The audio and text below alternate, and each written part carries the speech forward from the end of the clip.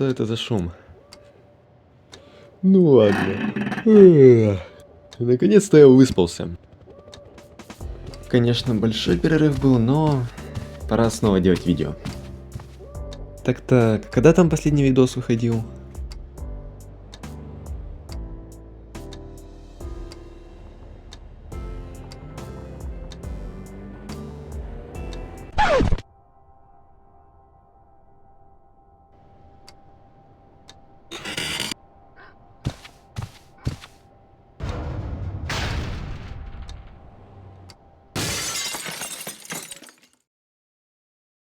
Всех рад приветствовать, дорогие зрители, вы на канале Atomic Skyrim.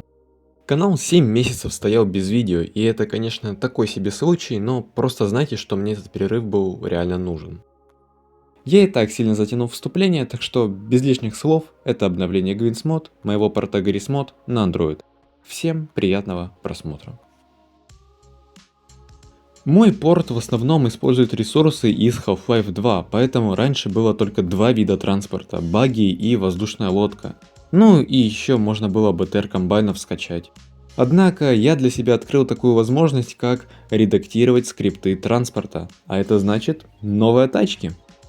Были добавлены Muscle Car из Half-Life 2 эпизод 2, БТР комбайнов как отдельный транспорт, который не заменяет багги, а также две кривых машины, а конкретно DeLorean из «Назад в будущее» и Tesla Cybertruck. Весь новый транспорт по характеристикам идентичен стандартному багги, за исключением Muscle Car. Отличается лишь модель и иногда звуки, да и само качество всего этого иногда проседает, но тем не менее этого достаточно, чтобы создать новые ощущения. А также не нажимайте ручной тормоз у Muscle Car во время езды, это кнопка прыжка если что. А то у вас крашнется игра. Меню оружия было полностью переработано, хотя тут уже будет лучше сказать добавлено, потому что до обновления эта кнопка просто давала все оружие. Теперь же это полноценное меню.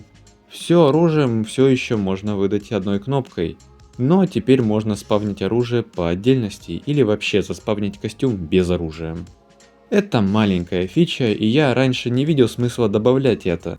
Но после ваших запросов я все обдумал и решил все-таки реализовать. Кстати, пока вы все еще здесь, проявите активность под видео, даже отдельно элементарный лайк я сильно ценю, а все комментарии я читаю и даже на большинство отвечаю. Ну ладно, возвращаемся к видео.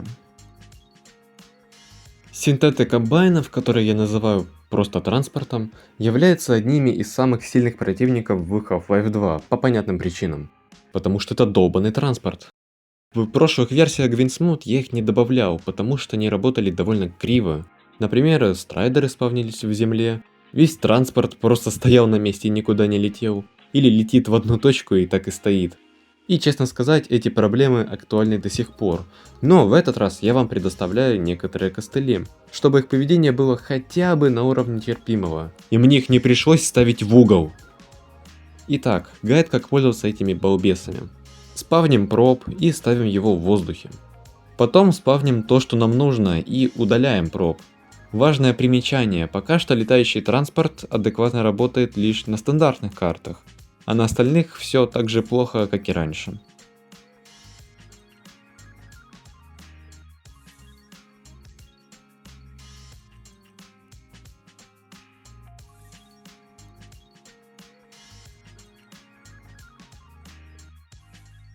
Конечно, летающий транспорт довольно тупенький, и вместо того, чтобы лететь напрямую, он летит по всей карте.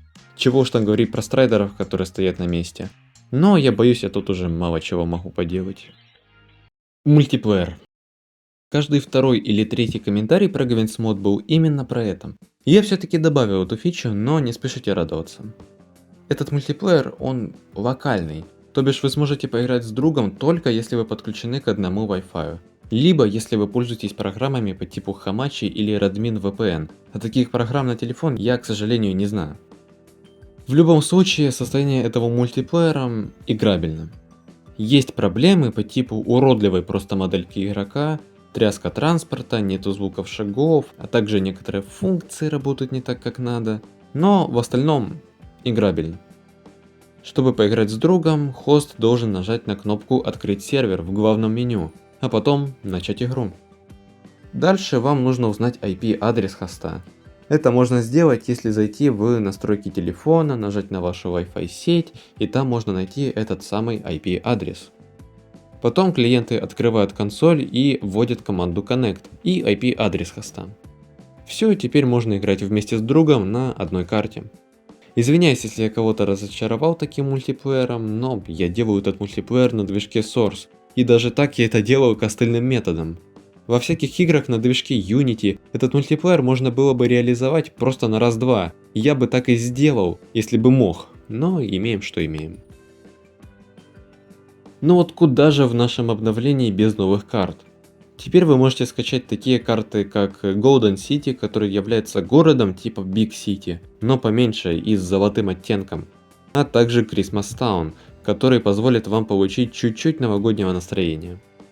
А также я от себя добавил классические разрушаемые карты, тот самый дом, который знают почти все, а также храм, который можно уничтожить вообще как угодно. Можно воспользоваться своим арсеналом, но также здесь еще лежит рояль в кустах, который может призвать ракету с хэдкрабами, лазеры какие-то, тетрис, блин, и много чего еще. Ну что ж, эта часть обновления будет посвящена всяким мелким фишкам, так что давайте их проспидраним по-быстренькому. Добавились новые entity, динамит из Майнкрафта, который взрывается от выстрела, а также спавнеры, которые бесконечно спавнят определенный тип NPC. Во вкладку «Разное» были добавлены сварка и создание веревки. Однако веревка это просто визуальный эффект, и она физически не держит ничего, да и сварка работает криво. Как я это обычно делаю, были добавлены новые NPC, которые по сути рескин повстанцев или комбайнов. Они в себя включают персонажей из Portal 2, Во все тяжкие, а также Человека-паука с Железным Человеком. Все эти NPC были добавлены по запросам подписчиков. Ни на что не намекаю, вообще нет. Ну и также это обновление включает в себя разные исправления багов. Например, исправление отношений с NPC работает слегка получше. И текстуры на кастомной карте осень 2001 были наконец-то исправлены. И теперь в эту карту можно хотя бы поиграть.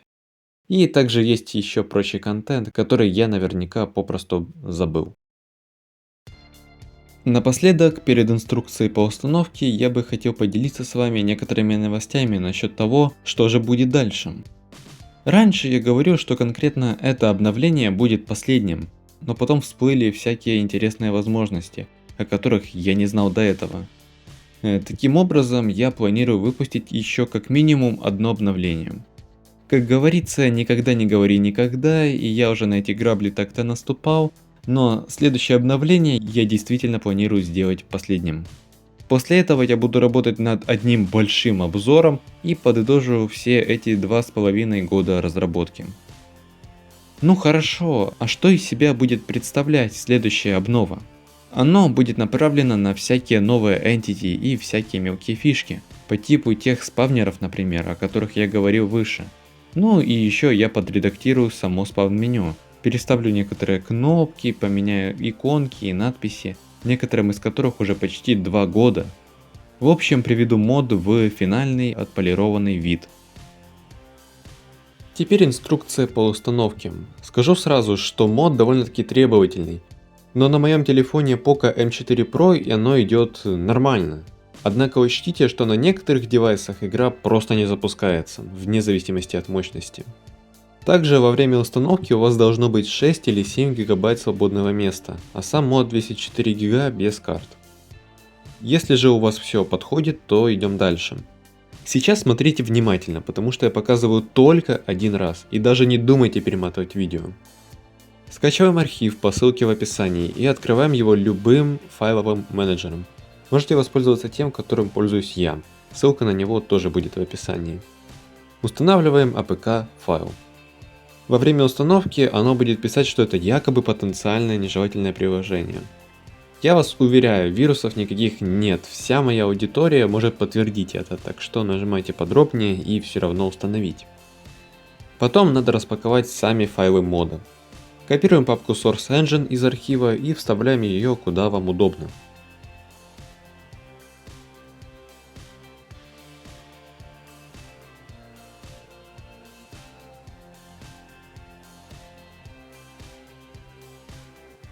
Потом заходим в приложение и даем ему все разрешения.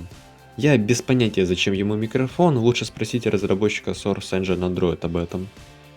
Нажимаем кнопку «Указать путь» и проводим ее до папки Source Engine, после чего нажимаем внизу кнопку «Указать выбранный путь». Готово, теперь вы можете поиграть в GwinSmod. Я надеюсь. Если же у вас игра не запускается, то единственное решение, которое я знаю, это пройти по пути Source Engine, Half-Life 2 и Custom. И удалить папку GwinSmod Main. Если же вам это не помогло, то, наверное, вам не удастся поиграть в GwinSmod, и я ничего не могу поделать с этим. Теперь гайд по установке модов. Переходим по ссылке в описании на мою папку в Google Диске. Папка Maps содержит в себе, очевидно, карты, а Replacements — это замены старого контента на новый.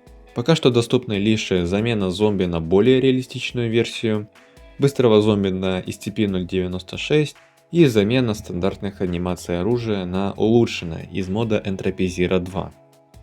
В любом случае выбирайте карту или замену, которая вас интересует, и скачивайте архив. Внутри будет лежать папка Half-Life 2, которую вам нужно вставить в папку Source Engine, и это все. Заходите в игру и проверяйте ваш новый контент. А на этом видео подошло к концу. Если вам понравилось, то проявите активность под роликом. Лайки, дизлайки, подписки, комментарии. Мне это очень важно, особенно после полугоднего перерыва. Ну, а вы были на канале Tommy Skyrim. Увидимся в следующем видео.